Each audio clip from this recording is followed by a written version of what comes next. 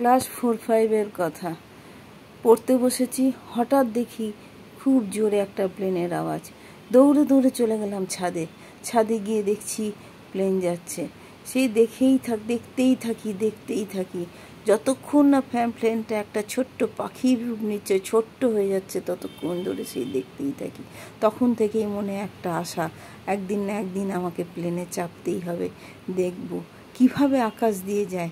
সেখানে তো পাখি যায়, সেখানে এইরকম একটা বড় জাহাজের মতো মানুষ নিয়ে কী করে সম্ভব যাবে। তারপর বিবাহ সূত্রে চলে এলাম দমদমে রান্না করছি, আনাজ কাটছি, আর ছাদ ছিল না। যখনই আওয়াজ পেতাম চলে আসতাম বারান্দায় প্লেন দেখতে। বাচ্চাকে খাওয়াতে কতবার যে উঠে এসেছি সে বলার নয়। কিন্তু এই বয়সে যে আমি আবার এই প্লেনে চাপতে পারবো, সেই যে আনন্দটা তার এখন আর প্রকাশ করা যায় না, কাউকে সেভাবে বলাও যায় না। কিন্তু চলে আসে চোখের মধ্যে হরহর করে জল, সেই আনন্দ অশ্রু যেটাকে বলা হয়। এইখানে দাঁড়িয়ে উঠছি আর আমার চোখটা ছলছল হয়ে যাচ্ছে, ভাবছি সেই ছোটোবেলাকার আশা এত দিনে এই বয়সে আমার পূরণ হলো।